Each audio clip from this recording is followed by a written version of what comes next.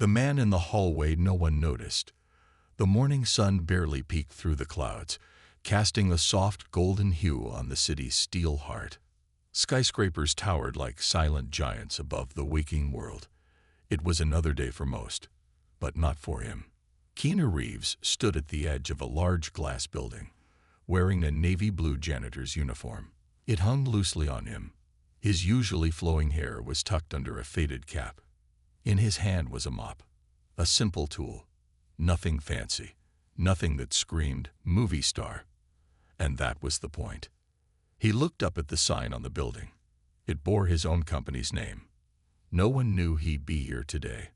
Not the CEO, not the board, not even the security guards. For the first time in years, Keanu didn't walk into the building as the owner. He walked in as one of the invisible ones. As he stepped inside, the automatic doors slid open with a quiet whoosh. The floor gleamed beneath his shoes. Everything sparkled. Everything smelled like money. The lobby was crowded. Employees in tailored suits hurried past. They were too busy to notice the janitor in the corner. Phones rang. Heels clicked. Voices murmured with urgency. Not one person made eye contact with him. And that was exactly what he wanted. He picked up a mop bucket and quietly moved toward the elevators. Nobody held the door for him.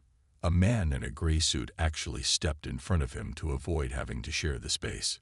Keanu waited. This wasn't a social experiment. This was personal. Weeks ago, he had received an anonymous letter, handwritten. The words were shaky. The ink smudged. It was from an employee who worked in the lowest level of his company. The letter spoke of mistreatment, of people being overworked, overlooked, and made to feel like machines instead of humans. The person didn't sign their name. They were afraid. Afraid of losing their job. Afraid of not being believed. Keanu couldn't ignore it. He'd built this company on the idea that people mattered. But now he needed to know the truth. Not the reports from executives. Not the numbers on spreadsheets. The truth from the ground. And the ground, as it turned out, was dirtier than he thought. He mopped the hallway on the third floor where the customer service team worked. As he wiped the floor near the break room, he overheard a conversation. "They cut our hours again," a voice whispered. "And expect us to work weekends with no extra pay," another added. A third voice chimed in. "Don't say anything, or you'll get fired. Remember what happened to Jasper?" Keanu's hands stopped moving. He stared at the floor. What happened to Jasper? He made a mental note. He'd find out. As he scrubbed the tile, a woman walked past and dropped her coffee cup right beside his bucket. Hot liquid spilled across the clean floor. She didn't say a word. She didn't even glance at him. Just walked away, heels clicking like gunshots. Keanu sighed and began cleaning the mess. An older janitor named George approached him. George was lean and slow in his steps, but his eyes were kind. He looked surprised to see a new face. "New guy?" George asked softly. Keanu nodded. "Just started." "You picked a tough spot," George chuckled. "But it's honest work." Keanu smiled. "That's all that matters." George leaned closer. "Just keep your head down, kid. They don't see us. We're invisible." Invisible. That word stuck with Keanu for the rest of the day. He wandered from floor to floor, silently doing his job. He watched people step over janitors. He watched managers bark orders at assistants. He watched someone get blamed for a mistake they didn't make.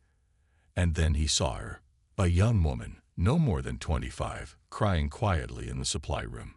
Her hands trembled as she clutched a folder. Keanu pretended to sweep nearby, giving her space, but the pain on her face broke something inside him. He softly asked, "Are you okay?" She looked up, startled. Her eyes red. "I'm fine," she whispered. But she wasn't. No one cries in a supply room for no reason. "Sometimes," Keanu said, "talking helps." She looked at him strangely, a janitor giving advice. But she spoke, slowly. "They fired my friend today. Said he stole company files. But he didn't. I know he didn't. Now everyone thinks I'm involved. Keanu's voice was calm. What's your name? Mia. Hang in there, Mia. He didn't ask for more, didn't push. Just left her with a kind smile and walked away. That night, Keanu sat alone in a small apartment he had rented for this undercover journey. He ate a simple sandwich and wrote notes in a journal. Things to investigate. Who is Jasper? What happened to Mia's friend? Bonus cuts for lower staff. Manager in break room. Arrogance and bullying. He looked out the window at the city below. He'd seen both beauty and ugliness in this place, but he was only just beginning. And what happened next would change not just one life, but many. It would leave people speechless. Because behind the doors of this glass tower were secrets. And Keanu was about to find them all. The broken elevator and the story no one ever heard. The next morning came wrapped in gray skies and a stillness that didn't belong in a city so alive. Keanu stepped into the same janitor's uniform, now a little more wrinkled, a little more worn. The mop felt heavier in his hand, not because of its weight, but because of what it now symbolized. Truth, silence, hidden pain. He walked past the revolving doors and into the building. No one noticed him, just another face blending into the background. And that, once again, was exactly what he wanted. This time, he took a different path. He had already seen the third floor. He'd heard the bitterness in the break room, seen the fear in Mia's eyes, and written the name Jasper a dozen times in his notebook the night before. Today, he chose the elevator, but not the shiny silver one that executives used. Not the one with polished buttons and soft music. He chose the service elevator, the one that creaked, the one that smelled like old metal and forgotten stories. As the doors closed behind him, he was surprised to find someone already inside. A young man, tall, thin, with nervous eyes and a trembling hand holding a stack of documents. "Sorry," the man said quickly, stepping aside. "Didn't see you." Keanu smiled gently. "No problem." They stood in silence for a moment. The elevator groaned as it moved upward, slower than it should. Keanu noticed the young man's leg was bouncing. Nerves. "Big day?" Keanu asked casually. The man gave a quick laugh that sounded more like a sigh. "Not really. Just another day trying not to get noticed." "Why would you want that?" The man paused, then looked at Keanu, unsure why a janitor would ask something like that. "Because being noticed here is dangerous." Keanu tilted his head. "Dangerous how?" Before the man could answer, the elevator jerked hard and stopped. The lights flickered. The two were stuck between floors. The man panicked, hitting the emergency button. Nothing happened. "Of course," he muttered.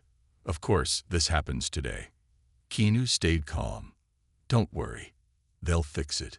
The man sat down on the elevator floor, still holding the documents close. "What's your name?" Keanu asked. "Tyler."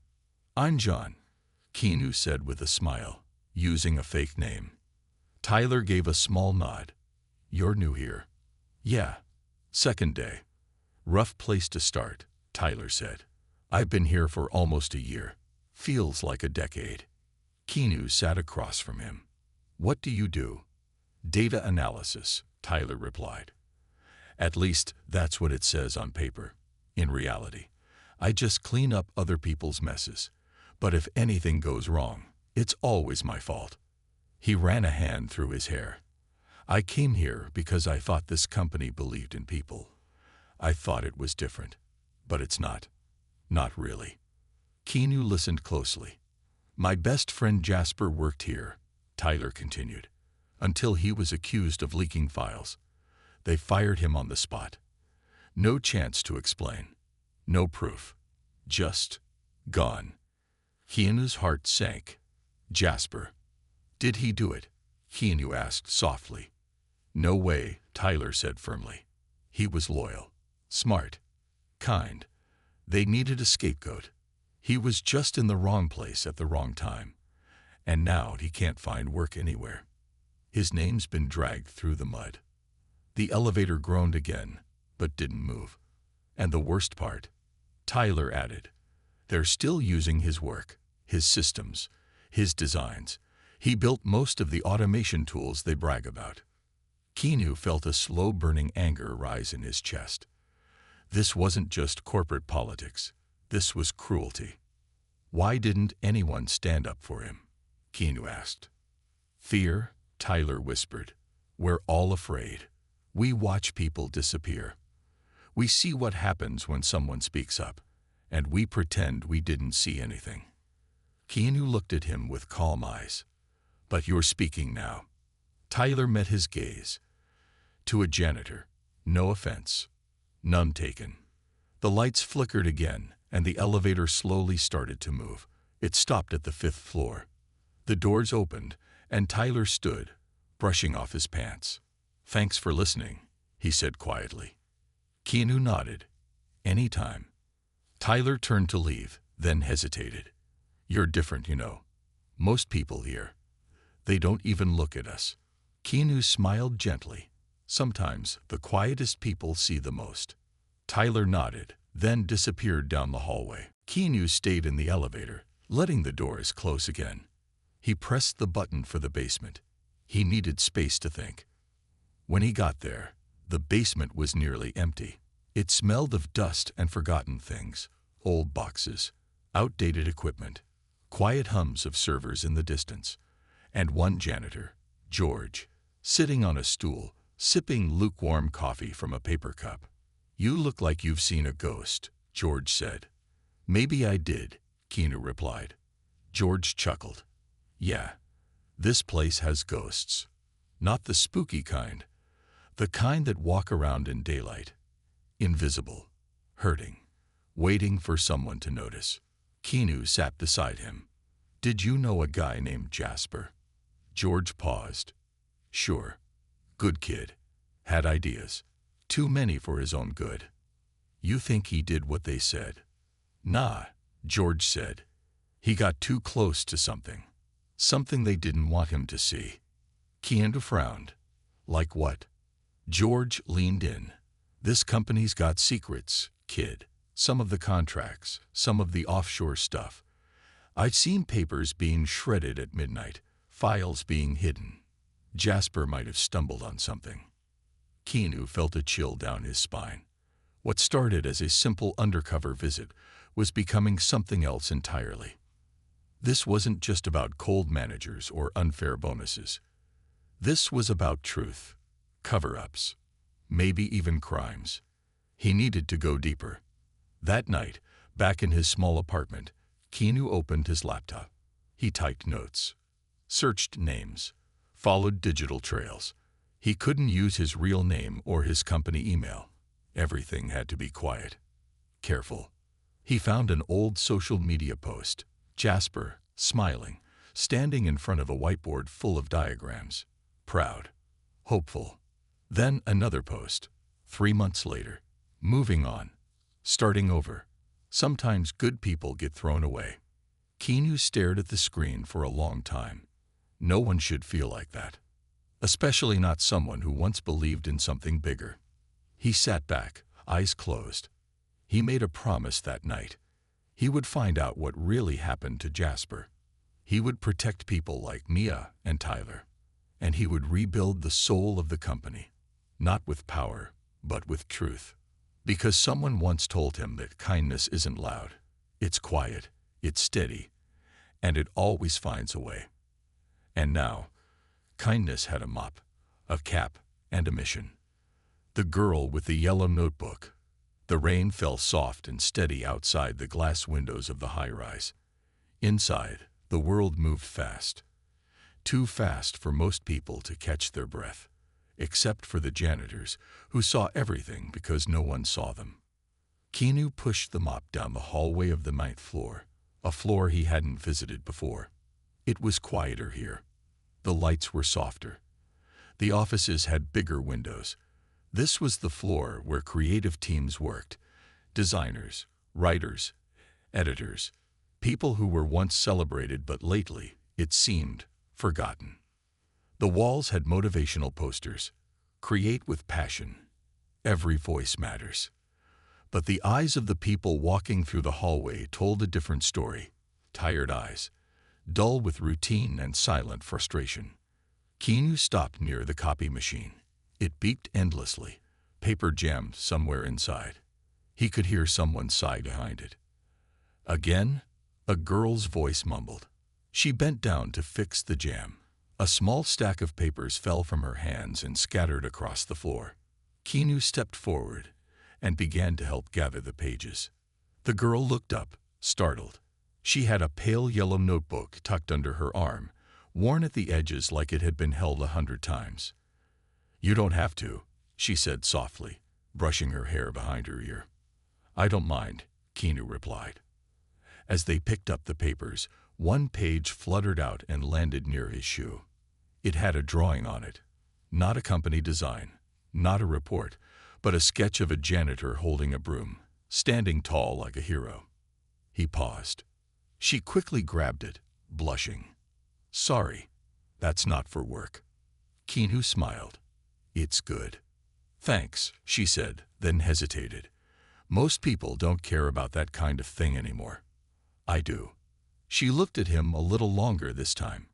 "I'm Claire," she said. "I work in creative. At least I used to. Now I mostly rewrite copy until it sounds like everyone else's." "I'm John," Keanu said again, still keeping his identity secret. Claire glanced around, then lowered her voice. "You're not like the others." "How so?" "You look people in the eye." Keanu tilted his head. "Shouldn't everyone?" She gave a sad smile. "You'd think." She started to walk away but turned back and added, "You should be careful. This place, it's not what it seems." Keanu nodded, watching her disappear behind a glass door marked restricted, creative department lead only. Later, while cleaning the desks in that same area, he found a yellow sticky note tucked under a keyboard. It was written in Claire's handwriting. "Some stories are too important to stay quiet." He pocketed the note. That afternoon, Keanu returned to the basement again. George was there, as always, sipping his coffee like it was the only thing keeping him going. "How's the upper floors?" George asked with a half smile. "Haunted," Keanu replied. George chuckled. "Every floor is haunted in its own way. Ghosts of good ideas that got shut down. Ghosts of voices that stopped speaking up." Keanu pulled the sticky note from his pocket and handed it to George. George read it and nodded slowly. "That girl's got fire. You know her?" "Claire? Yeah, she used to be a rising star here. Full of ideas. One of the only ones who treated us janitors like people. But then she started asking questions. Now she's on thin ice." "Why?" "She started a project last year," George explained. "It was supposed to highlight employees who go unseen. The mailroom guys, the overnight cleaners, the cafeteria team. She pitched it as a campaign. Real stories, real people." "What happened to it?" "They shut it down, said it didn't match the company's image. Too raw, too honest." Keanu frowned. "That's exactly the kind of story that matters." "Yeah," George said, "but stories like that don't bring in investors." Keanu sat quietly, staring at the floor. His thoughts spun. What kind of place had he created? When he built this company, he wanted it to be different. A space where everyone mattered, not just the ones in expensive suits. But somewhere along the line, something had broken. The people who cared were being silenced. The ones who looked away were being promoted. And now, here he was, pretending to be a janitor just to see the truth with his own eyes. He made a decision that evening. He needed to talk to Claire again. Not just because of the sketch. Not just because of the sticky note, but because she still believed that stories could change things. And he did too. The next morning, he found her by the vending machines, struggling with a stubborn dollar bill. "They always eat my money," she muttered. Keanu handed her a fresh bill. "Try this one." She looked up, surprised. "You again?" Me again. She tried the bill. It worked. Your good luck, she said with a smile. Maybe, he replied. Or maybe some machines just need a little kindness. They stood in silence for a moment. Then Keanu asked quietly, what happened to your campaign? Her smile faded. You really want to know? Yes. Claire leaned against the wall. I pitched it with my whole heart. Stories of janitors, cafeteria workers, security guards. The real heartbeat of this building. I even filmed some footage. Raw, unfiltered. One of the clips had a cleaner talking about losing his wife, but still showing up to work because he didn't want to let his team down. She looked away. They said it was too sad. Not brand safe. Keanu felt a heady ache in his chest. Do you still have the footage? She nodded. At home. I keep it in a locked drive. They told me to delete it, but I couldn't. Can I see it? She studied him for a moment. Why does a janitor care so much? Keanu hesitated, then simply said, because stories like that saved my life once. She didn't ask more. Not yet. But she agreed. Come by my place after work, she said. But don't tell anyone. If they find out, I'm gone. That night, Keanu followed Claire down a quiet street to a modest apartment above a small bookstore. Inside, her space was filled with art, books, and half-finished sketches. She plugged in a flash drive. The screen came alive. There in grainy footage was George, talking about his wife, about the nights he worked 2 shifts just to afford her medicine. Then came a woman from the kitchen staff, smiling despite her cracked hands. She talked about singing while she cooked to keep her spirits up. And then, unexpectedly, came Jasper. Young, full of ideas, sitting at his desk with glowing eyes. We're building something real here, he said in the clip. Something that's going to last. Keanu's throat tightened. Claire paused the video. You knew him. Keanu nodded slowly. I think I still do. She looked at him again. Really looked this time. You're not just a janitor, are you? Keanu didn't answer. But his eyes told her everything. She whispered, You're him. He nodded once. She sat down, stunned. Why are you here? Why this way? Because I forgot what it felt like to be unseen. And I needed to remember. A long silence followed. Then Claire said, So what happens now? Keanu leaned forward. We finish what Jasper started. We tell the stories. We show the truth, and we clean more than just floors. Claire smiled, a real one this time. Not sad, not guarded. Then let's mop the hell out of this place. And in that small apartment, on a rainy night, a janitor and a forgotten storyteller began something that would shake the foundations of power. The wall they tried to silence. Night fell across the city like a thick curtain, but inside Claire's apartment, the light of one laptop screen illuminated 2 determined faces. Keanu sat quietly, hands folded, while Claire sifted through folders on her drive. Every file held a piece of a bigger picture, one that had been hidden from the world for far too long. This one, Claire whispered. This one scared them. She clicked play. A video began, shaky at first, then it focused. A man stood outside the company's main building in the early morning light. It was Jasper. His voice was calm but firm. If you're watching this, he said, it means I couldn't stay quiet anymore. The screen flickered slightly as wind rustled the mic. I joined this company because I believed in what it promised. Honesty, inclusion, care. I gave it everything. And when I started asking questions, I lost everything. He paused, looking away for a second before locking eyes with the camera again. They're hiding something.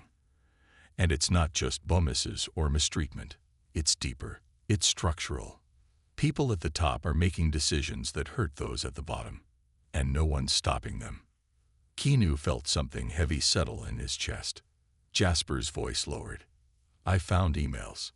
Contracts. Shell companies connected to overseas labor. It wasn't just unethical. It was illegal. The screen went black. Claire looked at Keanu. He sent that video to someone. Someone who never spoke up. Who? Keanu asked. I don't know, but I think we can find out. They sat in silence for a long time. Then Keanu said, it's time we went back into the building. Not as janitors, not as creatives, but as people who won't be ignored anymore. Claire nodded. We tell their stories. All of them. Loud and clear. The next morning, Keanu put on his janitor's uniform again. But this time, it wasn't just a disguise. It was a symbol. He was no longer hiding. He was preparing. His first stop was George. I need your help, Keanu said quietly. George raised an eyebrow. Always figured you were more than you seemed. Keanu gave a small smile. Can you get me access to the old server room? George hesitated, then nodded. You're walking into the lion's mouth, kid. But maybe it's time someone did. They entered the server room that afternoon. A forgotten chamber of humming machines and flickering lights. George stayed by the door. Keanu plugged in a drive Claire had prepared, filled with software she'd written herself. A silent downloader that would scan the internal archives for anything related to Jasper's firing, to hidden contracts, to the truth. How long? George asked. 30 minutes. They waited. Somewhere above them, the world went on as usual. Meetings, deadlines, power lunches. But down here, the foundation was shifting. When the download finished, Keanu slipped the drive into his pocket. They left quietly. That night, Keanu and Claire sat side by side, going through the files. Contracts with fake names. Emails with instructions to bury the source. Documents marked confidential, all pointing to a quiet erasure of voices like Jasper's. And then they found it. An email chain between two senior executives, one of whom sat on the board of directors. Kill the story. She's one of the creatives. Too emotional. She'll cave. It was about Claire. Keanu read it twice, his jaw tightening. Claire looked down. I always wondered why they moved me to desk work overnight. They tried to silence you, he said, and they failed. The next day, Claire arrived at work early, before anyone else. She walked into the common area on the creative floor, the wall near the break room where no one really looked. And she began taping photos. Not of herself, not of Keanu, but of everyone whose story had been ignored. A janitor smiling with his daughter. A cafeteria worker placing a hot meal on a tray. A blurry photo of Jasper laughing at his desk. A security guard helping an injured intern. Beneath each photo, she wrote a line from their story. My hands hurt, but I still sing when I cook. He said thank you. No one ever says thank you. I believed in something once. She worked in silence, filling the wall. Some employees walked by, confused. Some stared, but no one said a word. Until the head of her showed up. What's going on here?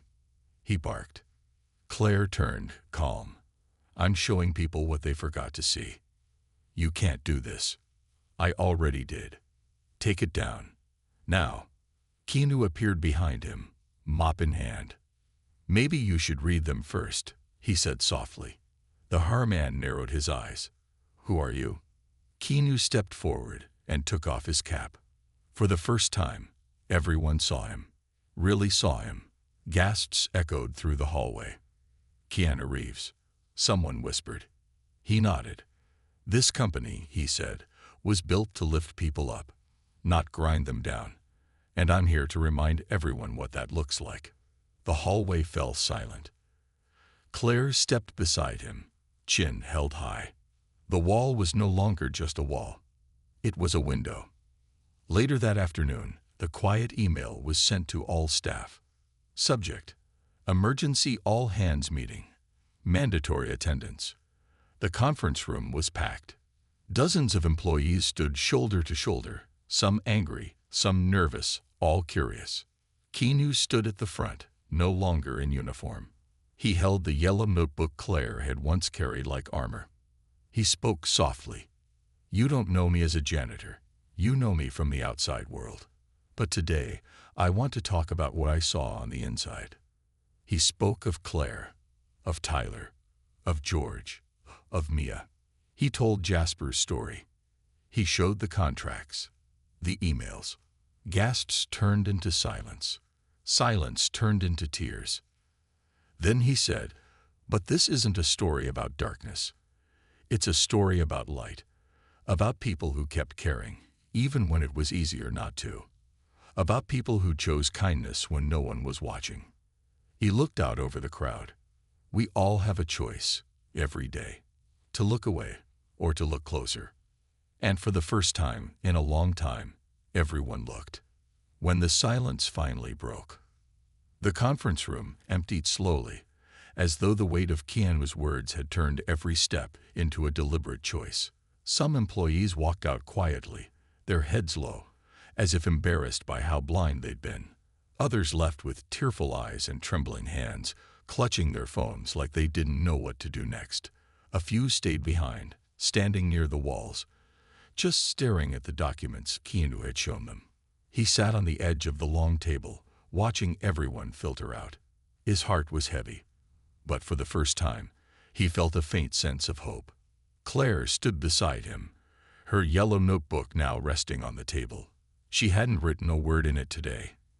Instead, she'd let Keanu's voice carry the weight of what she once thought she'd have to say alone.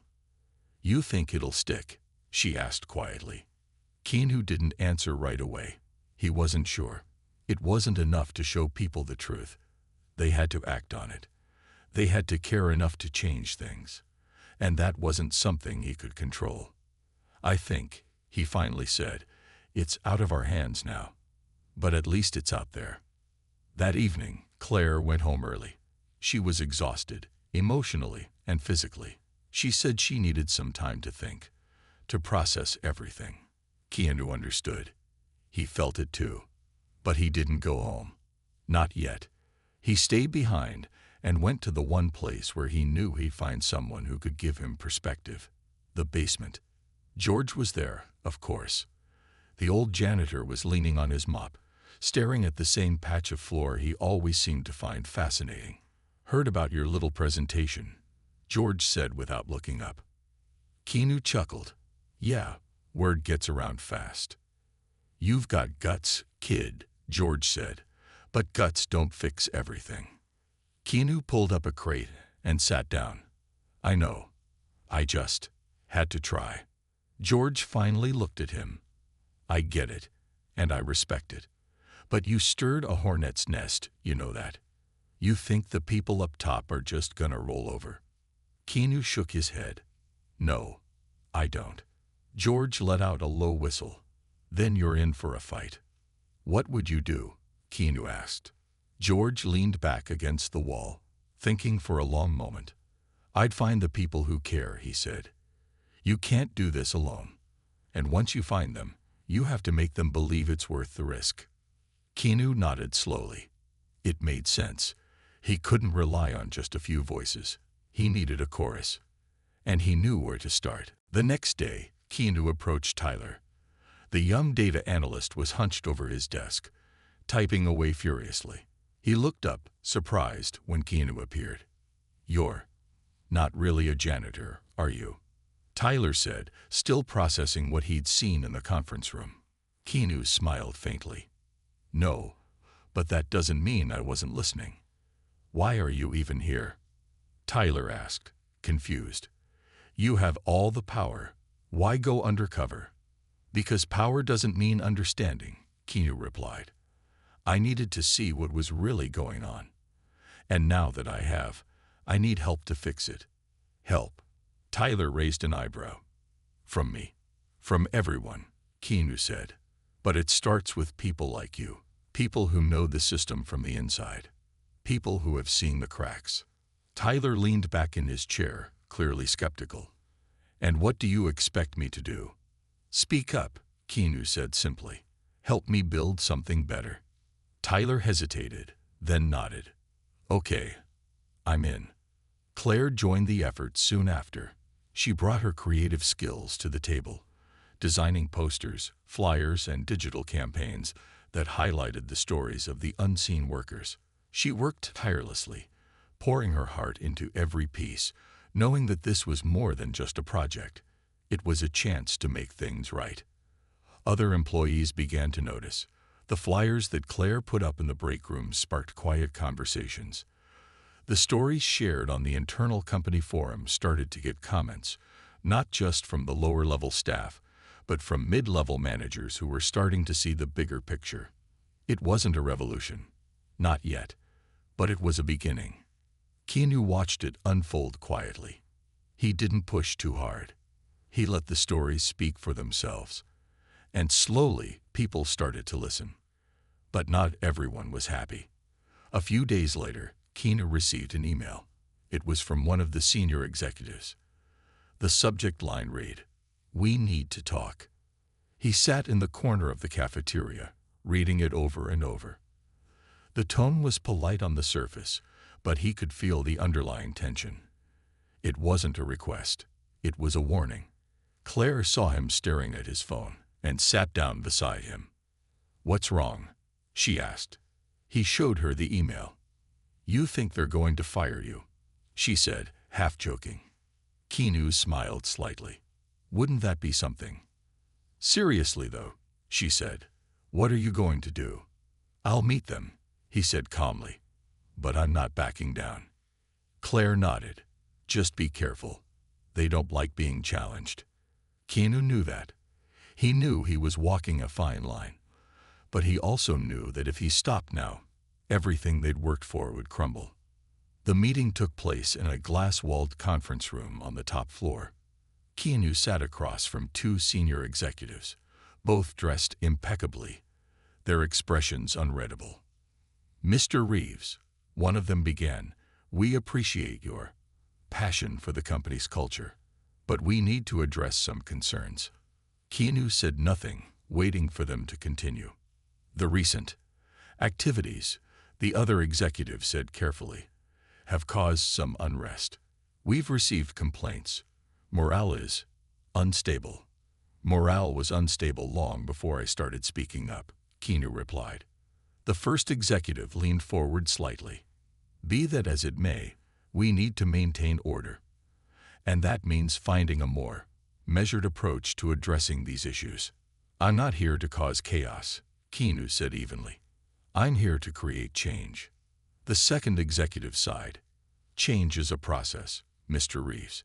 It can't happen overnight, and it can't happen without careful planning." "I understand that," Keanu said, "but it won't happen at all if people are too afraid to speak." There was a long pause.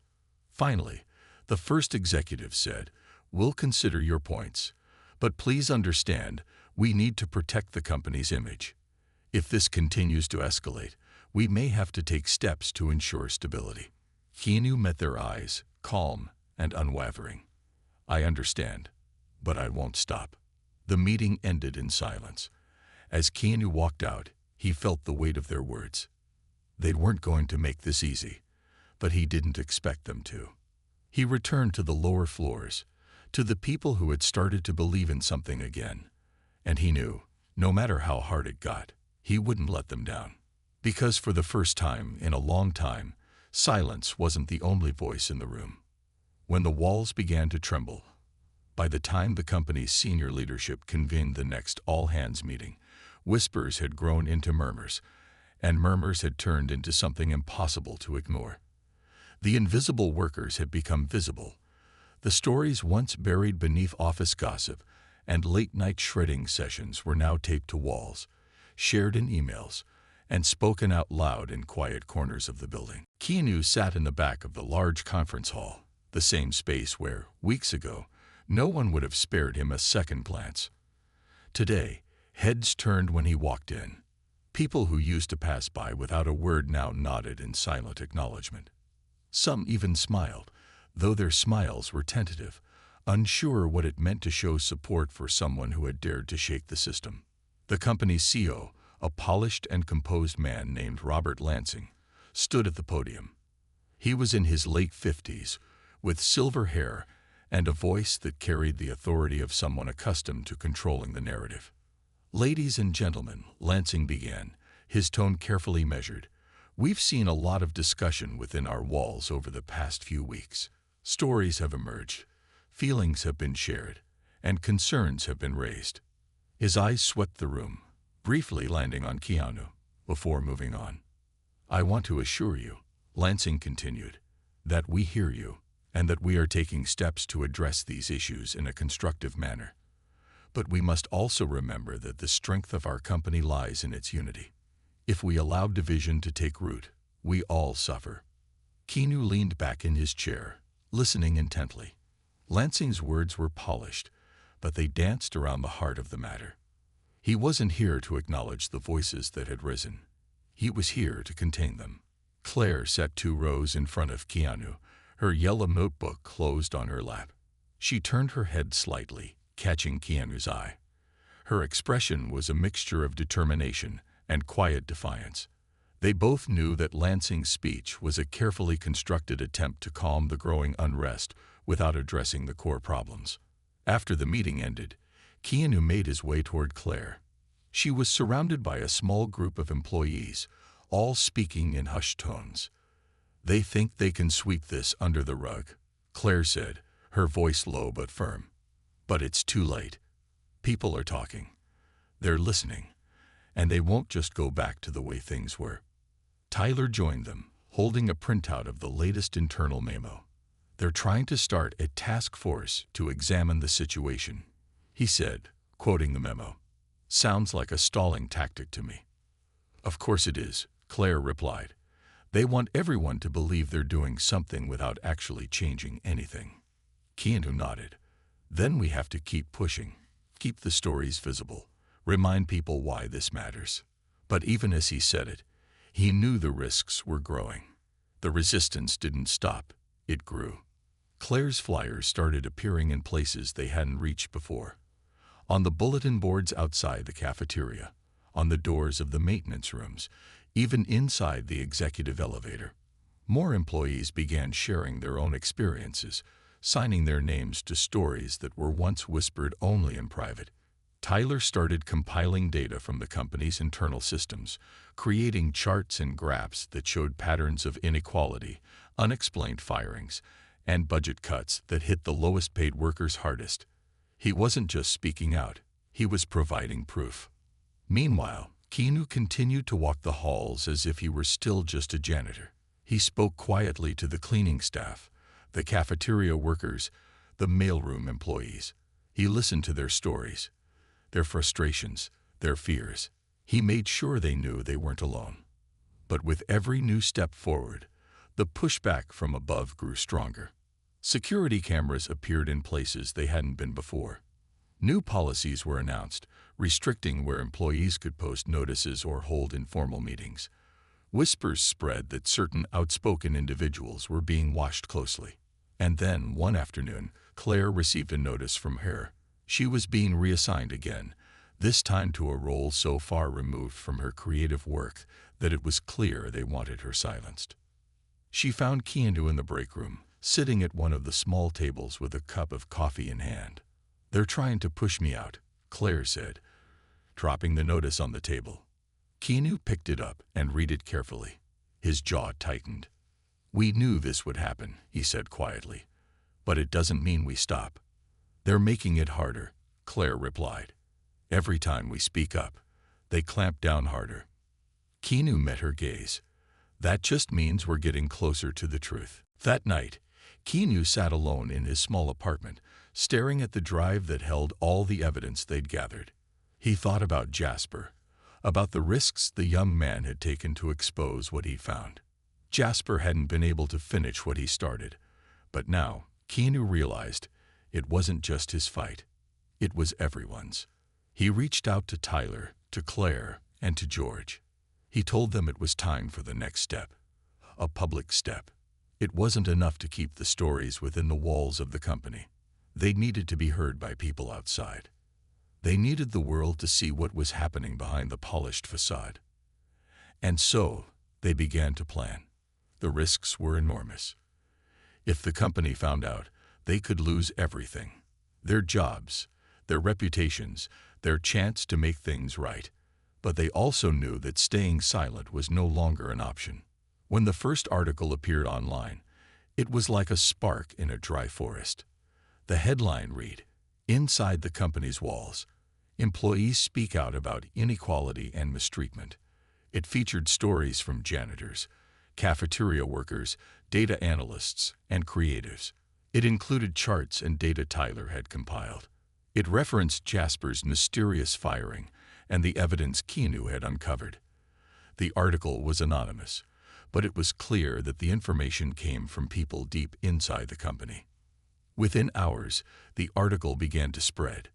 Social media lit up with reactions. Former employees came forward with their own stories.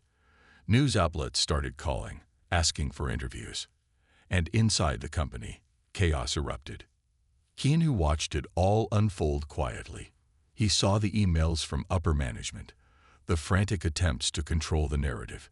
He saw the employees who had once been too afraid to speak now walking a little taller, a little stronger, knowing they weren't alone. But he also knew this was just the beginning. Because when the walls began to tremble, it was only a matter of time before they came crashing down. A light that never goes out the day the board of directors held their emergency meeting was unlike any other in the company's history. The once imposing conference room, with its polished mahogany table and panoramic city views, felt smaller now. Tighter, more suffocating. Keanu was there, but not as a guest, not as an observer. He stood in the middle of the room, facing the board members directly. His quiet presence had always been his strength, but today it carried the weight of every story he'd heard, every injustice he'd witnessed, every voice that had been silenced. The board members sat stiffly, their usual calm confidence replaced by nervous glances and thinly veiled frustration. They were not used to being challenged. They were used to control. "Mr. Reeves," the chairman began, his voice strained, "you've made quite the spectacle. We've been inundated with inquiries, public backlash, and internal chaos. Do you have any idea what you've done?" Keanu didn't flinch. He met their gaze, steady and unshaken. "I've done what needed to be done," he said simply. "I've shown the world what was hidden." The chairman frowned. "You could have handled this internally. You didn't need to go public." Keanu raised an eyebrow. "Internally, like how Jasper was handled. Like how Claire's project was shut down. Like how George and the other janitors have been ignored for years." The room fell silent. "If I'd stayed silent," Keanu continued, his voice calm but firm, "nothing would have changed. People would have continued to suffer in silence, and the very values this company was founded on would have meant nothing." The chairman leaned forward. "And what exactly is it you want, Mr. Reeves?" Keanu didn't hesitate. "I want accountability. Transparency. I want to rebuild this company into what it was always supposed to be, a place where every voice matters." The board exchanged uneasy glances. Some looked down at their papers. Others stared at Keanu with a mix of anger and resignation. "You've put us in a very difficult position," the chairman said finally. "The damage to our reputation."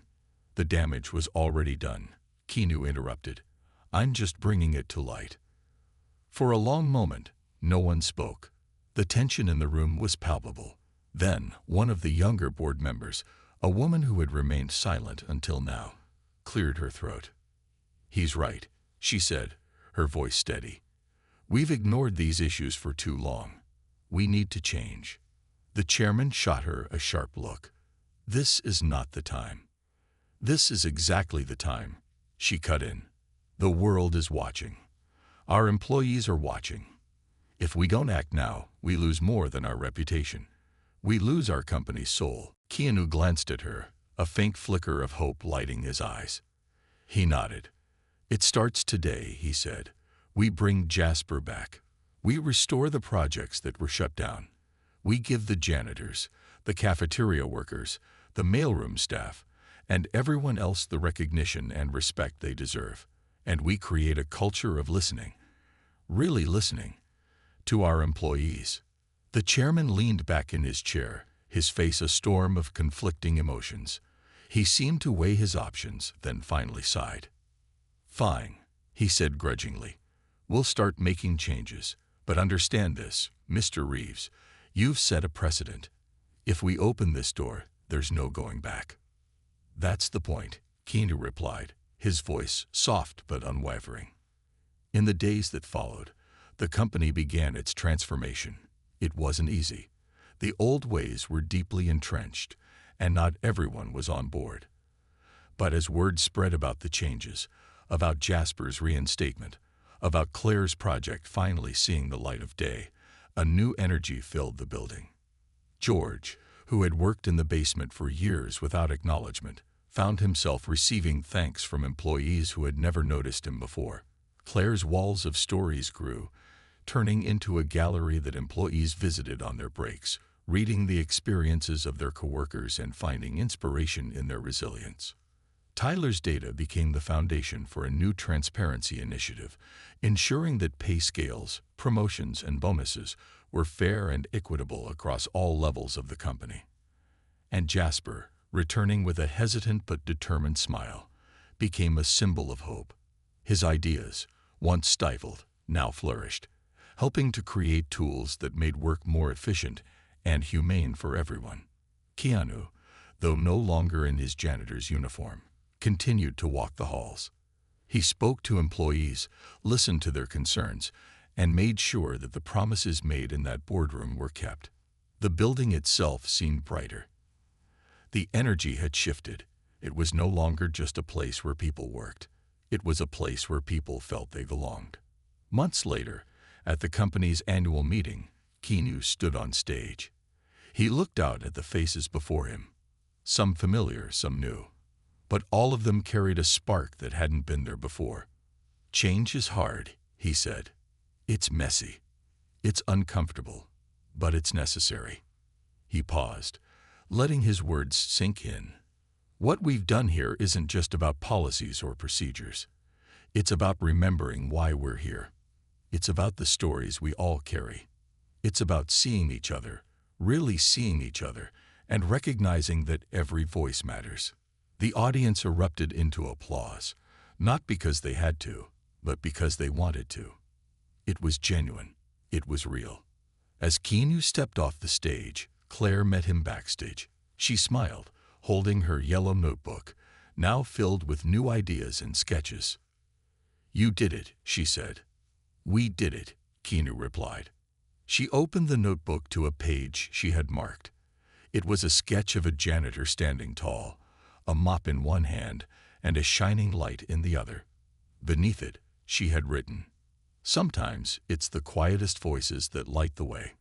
Keanu smiled, the weight of the journey still present, but the hope even stronger. The company had changed, and so had he. It wasn't perfect, and there was still work to be done, but they had taken the first step, and that was more than enough.